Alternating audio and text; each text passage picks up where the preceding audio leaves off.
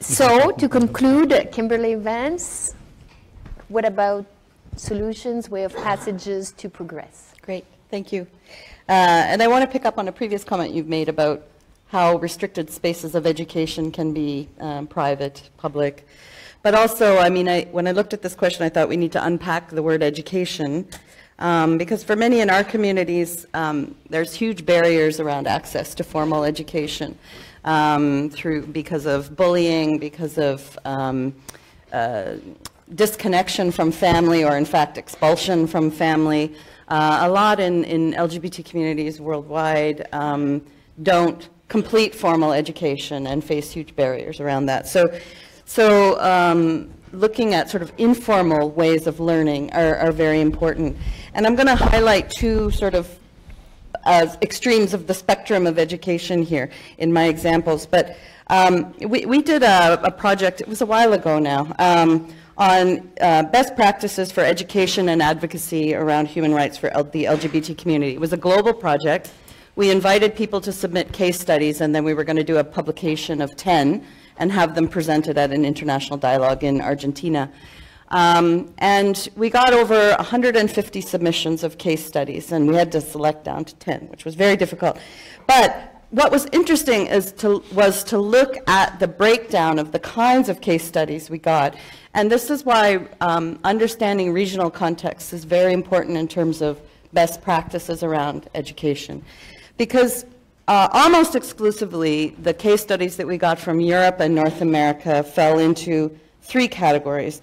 One was educating policymakers and lawmakers. The second was doing education in the schools, so anti-bullying programs and things like that. And the third was actually training people in the global south, so delivering training to them as partners. But none of our global south submissions dealt with any of that type of education and learning. So those applications dealt with working with corporate partners. Because when your government is not an option, and we have to acknowledge the huge power of multinational companies and corporations, almost more power than governments in some of the countries we work with. Oh, it's gone dark. That's the corporations. So working with those corporate identities, some of whom, if they have their home bases in North America and Europe, are more bound by those kinds of laws and regulations. Educating mass media. Mass media is huge in a lot of the countries that we work with. It's becoming like, newspapers and stuff are becoming a thing of the past here in Canada and North America, but not so in many, many countries. And building internal leadership and literacy around human rights. So that was sort of how those things broke down. And so I'm going to sort of highlight two extremes of that. One, I'll talk about a project that we've worked on, and I mentioned it a few minutes ago, which is the Jogjakarta Principles. And so this was a project that we undertook 11 years ago now. They were launched in 2006. And actually the Jogjakarta Principles, Canada has a unique role to play here, because the conversation around developing these principles was initiated by Louise Arbour, who had become the High Commissioner for Human Rights at the time, who met with a group of us in Geneva who were having an international dialogue there on sexual orientation and gender identity, and said, look, here's the deal. It's like a patchwork quilt of international law. And because it's a patchwork quilt, countries get away with saying there's no precedent here. These aren't universal rights. So you need to sort of find it and bring it all together in something that makes sense. And so that was the foundation which led to this expert meeting which developed these principles, which articulate very clearly the obligations of countries under international law around issues of sexual orientation and gender identity. I'm proud to say that just last week we launched the YP plus 10, which is an additional set of principles 10 years later that reflect evolution in international law, evolution in concepts around gender expression and sex characteristics, with 9 new principles, a lot dealing with information technology, medical abuses, migration, rights of refugees, and also 111 state new state recommendations.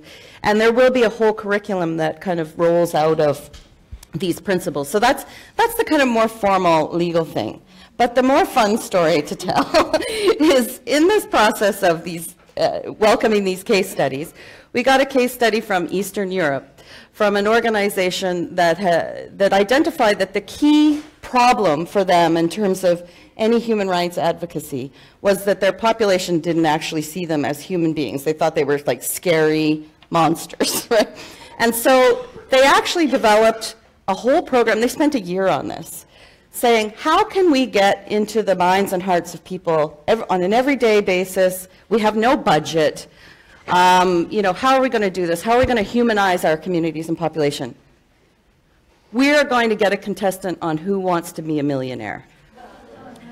This was a huge show in Eastern Europe at the time. They had adopted the American model. Everybody watched this TV show every night. And it was very interesting because you had the contestants, but right behind the contestants sit their partners or significant others. And they interact with them throughout the show.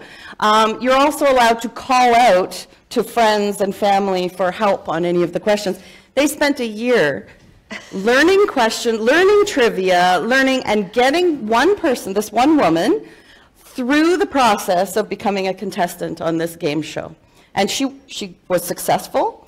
So she got a spot on the game show. She actually, I forget how much money she won was not, I don't even think that was in the story, but every night into People's TV, this is free education, there was her and her partner sitting right behind her, and they'd chat, and they'd be just like everybody else, sitting in your living room on a Saturday evening, talking about really boring, mundane things. And when she had to call out to friends, she'd go, oh, I'm gonna call out to my friend who works with this advocacy organization, and they really know their stuff, and I'm sure that this is an answer that they could provide.